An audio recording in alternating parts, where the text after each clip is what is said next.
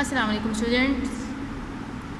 Today I will start my lecture from topic magnetic induction.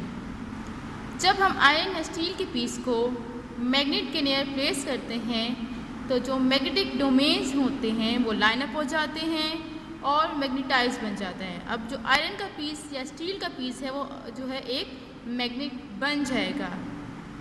इसको हम कहते हैं इंड्यूस मैग्नेटिज्म। डायग्राम में आप देख सकते हैं, यहाँ पे हमें मेंशन किया हुआ है नॉर्थ पोल के पास हमारे पास जो इंड्यूस पोल होगा वो साउथ पोल होता है। ये हमारे पास जो है डायग्राम आप देख सकते हैं, इसमें गिवन है कि हमारे पास एक आयरन का पीस जब हमने उसको क्लोज रखा तो उसने इंड्यूस मैग्नेटिज्म ऑब्टेन कर ली, वो इंड्यूस मैग्नेटिज्म हो गई और वो जो है उसमें इंड्यूस पोल्स नॉर्थ और साउथ बन गए। और जब इसी आयरन को हमने अवे फ्रॉम मैग्नेट मूव करवाया तो इसने अपनी इंड्यूस मैग्नेटिज्म को खो दिया। मीन जो उसकी फोर्स ऑफ अट्रैक्शन या रिपल्जन थी उसने उसको खो दिया और वो नॉर्मल आयरन का पीस बन गया। Then we have term temporary magnet. As I explain you in last lecture what is temporary magnet. वो मैग्नेट, ठीक है, लाइक हमारे पास एग्जाम्पल दिए आयरन की, जब उसको हम मैग्नेट के अवे करते हैं तो अपनी इंड्यूस मैग्नेटिज्म वो खो देता है, उसे हम कहते हैं टेम्पररी मैग्नेट। जबकि permanent magnet like we have example of steel, जब हम उसको अवे फ्रॉम मैग्नेट करते हैं तब भी वो अपनी जो इंड्यूस मैग्नेटिज्म है उसको मेंटेन रखता है और as a permanent magnet behave करेगा। ये हमारे पास स्टील मैग्नेट की एग्जाम्पल गिवन है कि जब उसको हमने क्लोज किया तो उसमें साउथ और नॉर्थ पोल मौजूद थे और जब हमने उसको अवे करवाया मूव देन स्टेज वो मैग्नेट रहा। Then we have another terms hard and soft magnetic material. Soft magnetic हमारे पास मटेरियल वो होते हैं जिनको मैग्नेटाइज करना इजी होता है और वो अपनी मैग्नेटिज्म को भी इजीली लूज कर देते हैं। लाइक आयरन हमारे पास सॉफ्ट मैग्नेटिक मटेरियल है, ये इजीली जो है मैग्नेट भी बन जाता है और इजीली दोबारा से एक नॉर्मल मटेरियल भी बन जाता है। और जहाँ पे हमें टेम्पररी मैग्नेट की ज़रूरत होती है, जहाँ हम कुछ टाइम के लिए मैग्नेट की रिक्वायरमेंट होती है, वहाँ पे हम आयरन को as a temporary magnet use करते हैं क्योंकि ये अपनी मैग्नेटिज्म को इजीली जो है वो लॉस करके वापस से मटेरियल नॉर्मल बन जाता है। स्टील हमारे पास हार्ड मैग्नेटिक मटेरियल है, इसको लेकिन हमारे पास हार्ड मैग्नेटिक मटेरियल कौन से होते हैं, वो मटेरियल जिनको डिफ़िकल्ट है मैग्नेटाइज करना, इसी तरह उन्हें डीमैग्नेटाइज करना भी मुश्किल है क्योंकि ये अपनी मैग्नेटिज्म को इजीली जो है लूज नहीं करते। स्टील हमारे पास जो है वो परमानेंट मैग्नेट है, क्योंकि ये हार्ड मैग्नेटिक मटेरियल है, ये इजीली अपनी मैग्नेटिज्म को लूज नहीं करता। मेकिंग अ परमानेंट मैग्नेट, किस तरह हम परमानेंट मैग्नेट बना सकते हैं। अगर हम स्टील के पीस को स्ट्रोक करेंगे मैग्नेट से तो इस तरह से हमारे पास क्या हो सकता है, एक परमानेंट मैग्नेट जो है वो बन सकता है। एक और बेटर हमारे पास तरीका क्या है परमानेंट मैग्नेट बनाने का कि हम स्टील के पीस को जो हमारे पास वायर की जो कॉइल है उसके अंदर जो है हम प्लेस कर दें। कॉइल ऑफ वायर मीन्स हमारे पास जो स्प्रिंग फॉर्म में, लाइक हमारे पास यहाँ पे एग्जाम्पल है, इस तरह से स्प्रिंग फॉर्म में जो हमारे पास जो वायर होगी इसके दरमियान हम स्टील का पीस जो है वो रख देंगे और इलेक्ट्रिक करंट जो है इसमें से जो वायर आपको दिख रही है इसमें से फ्लो करवाएंगे तो हमारे पास क्या होगा, स्ट्रॉन्ग मैग्नेटिक पोल जो है इंड्यूस हो जाएंगे स्टील के और हमारे पास वो परमानेंट मैग्नेट बन जाएगा। नाउ इलेक्ट्रोमैग्नेटिज्म, जब हम वायर में से इलेक्ट्रिक करंट को पास करवाते हैं तो जो मैग्नेटिक फील्ड प्रोड्यूस होती है, जो अफेक्ट होता है, ये इसको हम कहते हैं इलेक्ट्रोमैग्नेटिज्म। अगर हम कंपास को वायर के पास रखते हैं जो इलेक्ट्रिक करंट कैरी करता है तो कंपास नीडल जो है वो मूव करेगी और हमारे पास वो शो करेगी कि वायर के पास जो है इर्द गिर्द मैग्नेटिक फील्ड मौजूद है। ये जो इफेक्ट कहलाता है इसको हम कहते हैं इलेक्ट्रोमैग्नेटिज्म। कि करंट में वायर में से जो हम करंट पास करेंगे और इलेक्ट्रोमैग्नेटिज्म जो है उसमें प्रोड्यूस हो जाएगी, कि उसके आसपास जो है वो मैग्नेटिक फील्ड बन जाएगी, ये कहलाता है इलेक्ट्रोमैग्नेटिज्म। इलेक्ट्रोमैग्नेटिज्म को हम इन्वेस्टिगेट कर सकते हैं हम आयरन फिलिंग्स और कंपास से जो है हम प्लॉटिंग करके फाइंड आउट कर सकते हैं। ये हमारे पास डायग्राम गिवन है जिसमें हमारे पास दिखाया हुआ है कि करंट जब वायर में से हमने पास किया तो किस तरह हमारे पास मैग्नेटिक फील्ड सर्कल फॉर्म में जो है प्रोड्यूस हुई। हमारे पास जो आपको मैग्नेटिक फील्ड दिखाई दे रही है ये कंसिस्ट करती है कंसेंट्रिक सर्कल्स में। What is concentric circles? वो सर्कल जिनका सेंटर पॉइंट सेम हो, उन सर्कल को हम कहते हैं कंसेंट्रिक सर्कल्स। मीन्स उनका साइज आप देख सकते हो चेंज है लेकिन सेंटर पॉइंट सेम है, ये कहलाता है कंसेंट्रिक सर्कल्स। अब अगर आपको मालूम करना हो डायरेक्शन के हमारे पास जो डायरेक्शन है फील्ड की वो क्या है, तो जब करंट अगर पास होता है या करंट की डायरेक्शन अगर होती है पॉजिटिव टू नेगेटिव, अगर हमारे पास करंट की डायरेक्शन पॉजिटिव टू नेगेटिव होती है तो हमारे पास जो फील्ड की डायरेक्शन होगी वो क्लॉकवाइज होगी। इसी तरह अगर हम करंट को रिवर्स कर देते हैं, मीन्स हमारे पास नेगेटिव टू पॉजिटिव करंट हम करते हैं डायरेक्शन, तो हमारे पास मैग्नेटिक फील्ड भी जो रिवर्स हो जाएगी और वो एंटी क्लॉकवाइज डायरेक्शन हो जाएगी। ठीक है, हमारे पास जब हम करंट नेगेटिव टू पॉजिटिव जाएगा तो डायरेक्शन ऑफ मैग्नेटिक फील्ड भी एंटी क्लॉकवाइज हो जाएगी। और जो हमारे पास मैग्नेटिक फील्ड होती है ये वायर के पास सबसे ज़्यादा स्ट्रॉन्गर होती है, और जिस तरह आप वायर से जो है अवे मूव करते जाएंगे मैग्नेटिक फील्ड भी जो है वो वीकर होती चली जाएगी।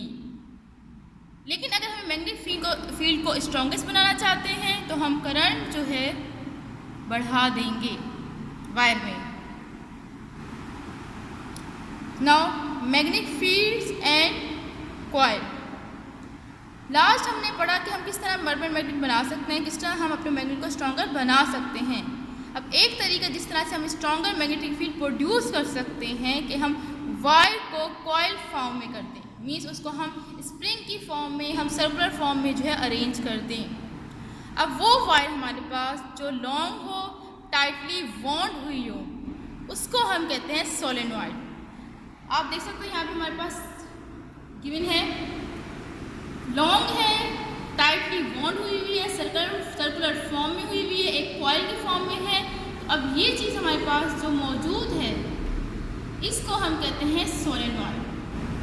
और जब हम करंट पास करते हैं सोलेनॉइड में से तो मैग्नेटिक फील्ड जो हमारे पास बनती है वो same like of bar magnet जो है बनती है। आप देख सकते हो इसी तरह हमारे पास बार मैग्नेट में जो है इनकी डायरेक्शन शो हो रही थी, इस तरह से करंट जो है वो फ्लो हो रहा था। आपके पास बिल्कुल इसी तरह जो है बार मैग्नेट की फील्ड बन रही थी।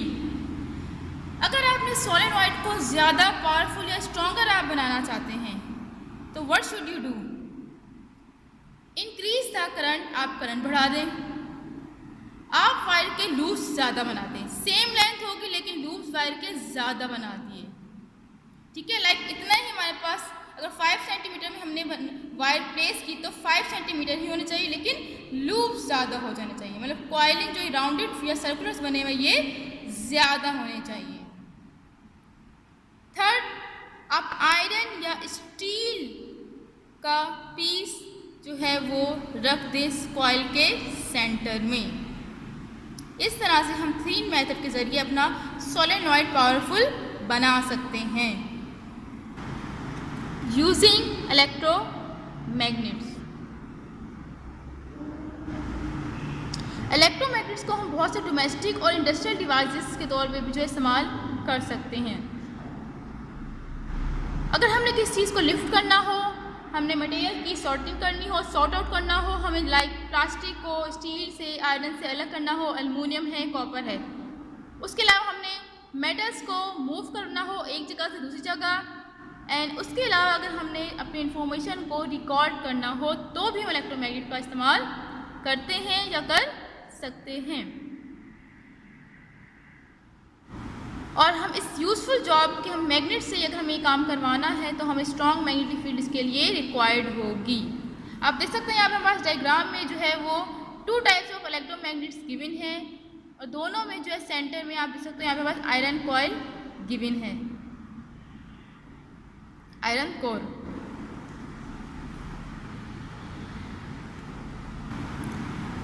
इलेक्ट्रोमैग्नेट्स में जो है हमारे पास कॉपर वायर की कॉइल होती है जो टाइटली बॉन्ड हुई होती है आयरन कोर के अराउंड।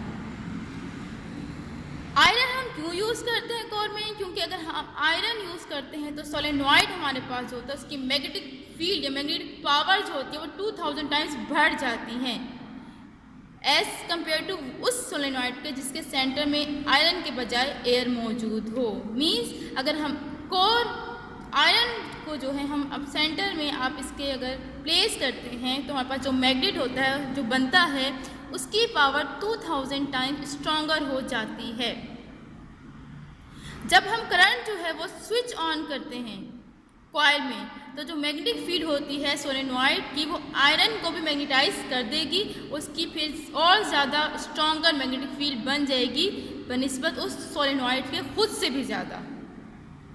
एक सोलेनॉइड में हमने प्लेस किया, सोलेनॉइड की कम मैग्नेटिक फील्ड होगी जबकि आयरन की उससे भी ज़्यादा मैग्नेटिक फील्ड हो जाएगी। मीन्स सोलेनॉइड की पावर बढ़ा देगा आयरन।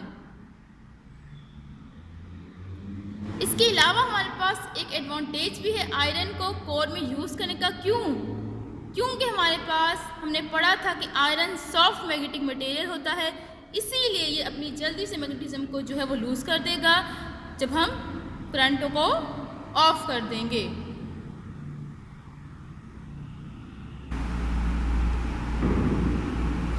इलेक्ट्रोमैग्नेट्स को हम soft magnetic materials like iron and steel को जो नॉन मैग्नेटिक मटेरियल्स होते हैं उनसे अलग करने के लिए भी इस्तेमाल करते हैं लाइक कॉपर एंड एल्युमिनियम। उसके अलावा हमारे पास इलेक्ट्रोमैग्नेट्स इस्तेमाल करते हैं लाउड स्पीकर्स में, रिलेज में, सर्किट ब्रेकर में, इलेक्ट्रिक मोटर में, क्रेडिट कार्ड्स में भी यूज़ किया जाता है।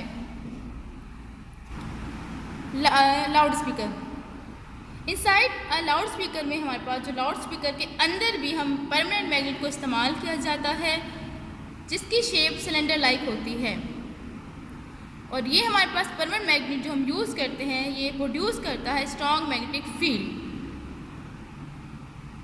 और इस मैग्नेटिक फील्ड के अंदर कॉइल जो है वो पेपर कोन यहाँ पे आपको नज़र आ रही होगी, इस कोन के साथ अटैच होता है। ये आप कौन देख सकते हैं। एम्पलीफायर अगर जो आपके रेडियो में या मोबाइल में होता है वो एक इलेक्ट्रिक करंट सेंड करता है जो बैकवर्ड एंड फॉरवर्ड जो है वो मूव करता है कॉइल के थ्रू। अब एम्पलीफायर से जो करंट जो है इलेक्ट्रिक करंट पास होके फिर मूव करेगा फॉरवर्ड एंड बैकवर्ड कॉइल में, तो इस वजह से जो कॉइल होगी वो पुश होगी और पुल होगी परमानेंट मैग्नेट में, जिसकी वजह से कॉइल जो है वो इन और आउट मूव करेगी, जिसकी वजह से कोन वाइब्रेट होगी। अब ये वाइब्रेशन जो हमारे पास लाउड स्पीकर के अंदर हुई, ये वाइब्रेशन ट्रेवल करेगी थ्रू द एयर आपके ईयर्स में, जिसको फिर आप डिटेक्ट करते हैं एज अ साउंड। तो ये हमारे पास एग्जाम्पल यहाँ पे लाउड स्पीकर की गिवन थी कि किस तरह हम लाउड स्पीकर में भी परमानेंट मैग्नेट को इस्तेमाल करते हैं और वहाँ पे किस तरह स्ट्रॉन्ग मैग्नेटिक फील्ड प्रोड्यूस होती है, जिसकी वजह से पेपर कोन में भी हमारे पास क्या होता है जो अटैच थी उसमें हमारे पास क्या होता है कि एम्पलीफायर जो हमारे पास मोबाइल या रेडियो में होता है वो फिर इलेक्ट्रिक करंट जब पास करवाता है तो उसकी वजह से हमारे पास कॉइल में बैकवर्ड और फॉरवर्ड मूवमेंट होने की वजह से कॉइल भी पुश एंड पुल होता है परमानेंट मैग्नेट में, जिसकी वजह से हमारे पास जो कॉइल थी उसने इन एंड आउट मूव किया था तो हमारी कोन वाइब्रेट हुई थी और ये वाइब्रेशन फिर मूव करके हमारे कानों तक पहुंचती है और जिसे हम साउंड एज अ साउंड के तौर पे डिटेक्ट करते हैं। थैंक यू स्टूडेंट्स, अल्लाह हाफिज़।